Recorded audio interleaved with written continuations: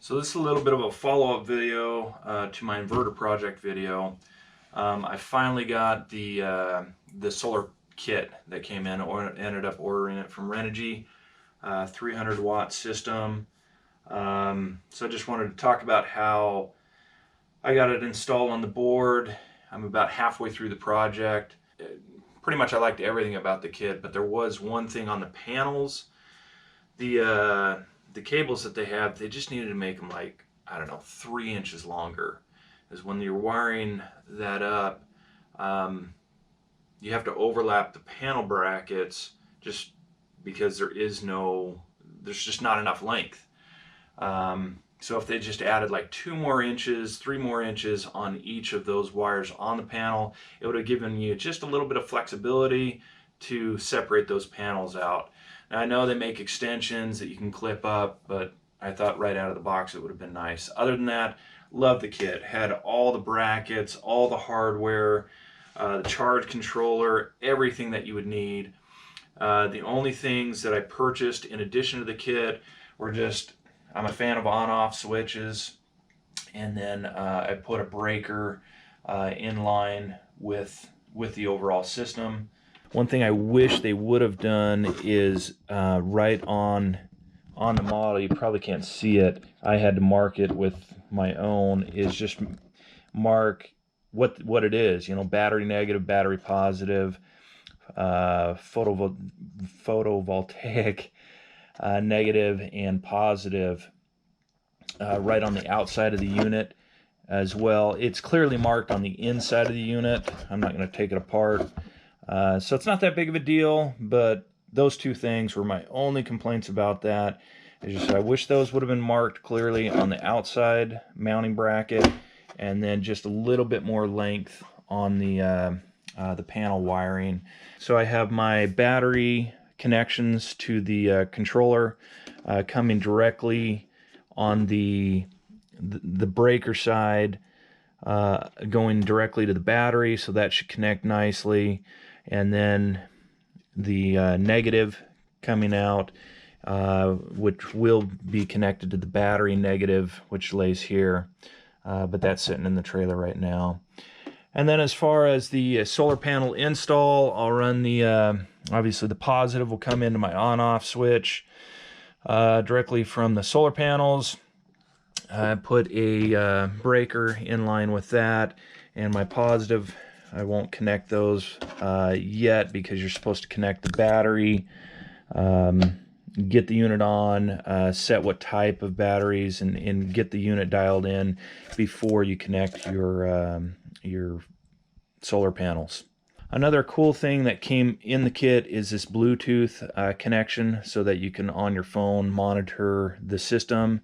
This is really nice because I can see this, but I have to go into the bay of the trailer to see the output and the overall settings. Thought about mounting in the trailer, but I just didn't think it was worth the hassle, especially because I can monitor it on my phone. So before I button this up, I just wanted to show you how I ran this through the roof. When I was looking at installing solar, that was the biggest question I had. And Renogy includes a bracket to go straight through the roof. You can drill your own hole. But I also had heard and talked to a couple of professional installers about going through the refrigerator exhaust vent. So that's what I decided to do.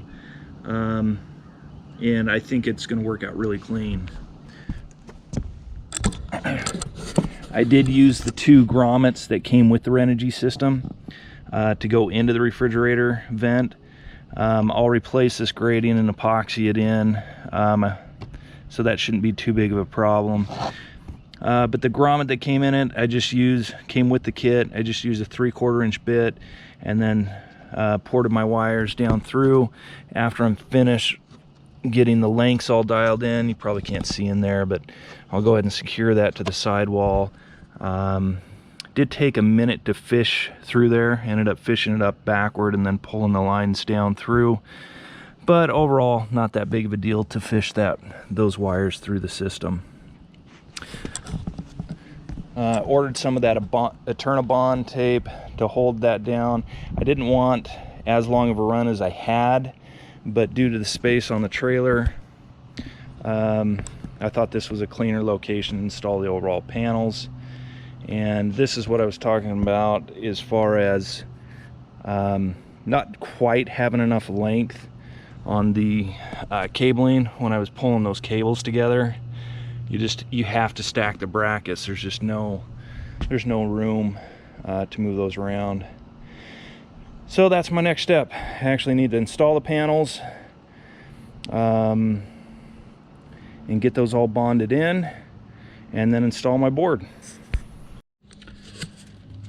All right, so I don't know how well you'll be able to see this, but my refrigerator vent is up there. So I've run the wires down through the refrigerator vent into the refrigerator compartment.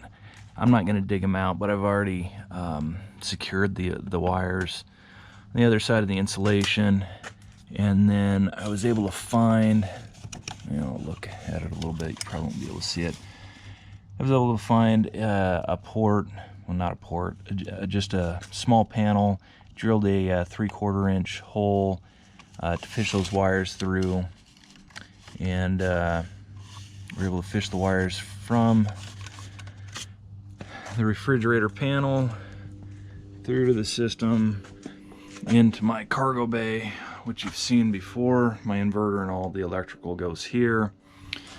Battery cables are run through that conduit, and I don't know if you'll be able to see it.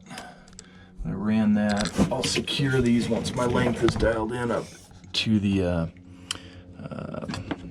just using a clamp, and then put my sub panel back together.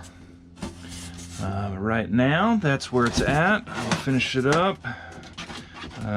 One good idea is to clearly mark, although you could do it with a voltmeter, just seeing negative or positive, your positive photovoltaic and your negative leads. I just grabbed some painter's tape and marked positive in red and negative in black.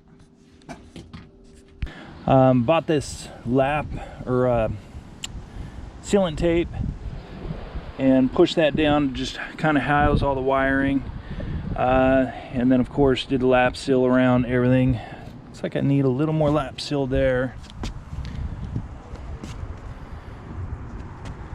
Lap sealant coming around, and of course on all of my parts.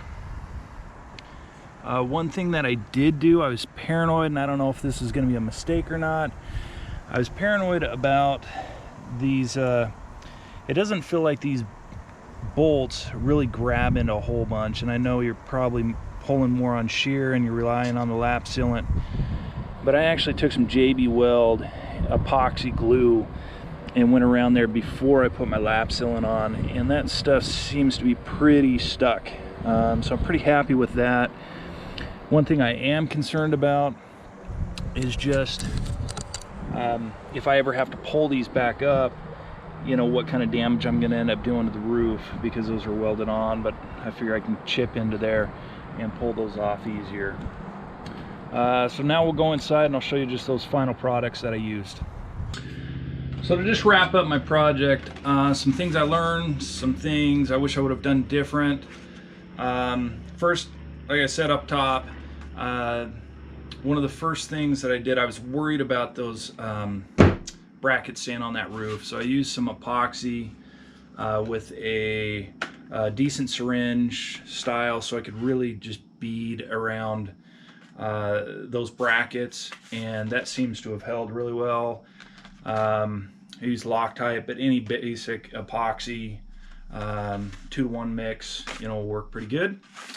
And then, I mean, this is kind of universal in the RV world, but this Dicor lap sealant that's self-leveling is really good for basically caulking in and holding and making a watertight seal on all of your brackets, as well as anywhere the water is going to run through. So when I found this on Amazon, it's just white RV sealant tape, and that's what I used to hold down those cables, just to kind of clean stuff up. I didn't really need this per se. I could have used just clamps along the way, but I thought having this was just kind of a nice aesthetic finish.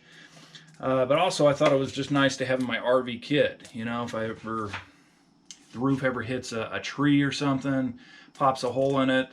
I mean, this basically can fix a leak or hole. So I bought this, and we'll leave it in the kit. The other thing that I did on my brackets was I bought this double-sided foam tape, and I forgot the name of it. I'll have to look it up later and put it in the comments below. But I put this underneath the bracket to hold the bracket even before I epoxied it in. Again, probably a little extra paranoia, but I wanted underneath those brackets because I just didn't trust the grab on those bolts hardly at all. The other thing I learned, and I'll also put it in my description, but on my setup, the way I wired the inverter system as well as the charge controller, I put in a well, for the inverter, I put in a 50 amp and a 65 amp breaker, and come to find out later that it was popping and it was nowhere close to 65 amps. So I did a little bit of research, and unfortunately these were Chinese knockoffs.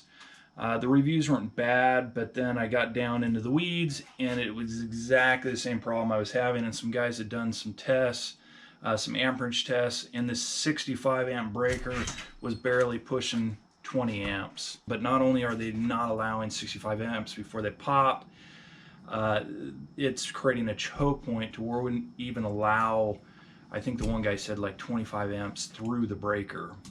So it wasn't feeding my inverter. So that was one thing I learned.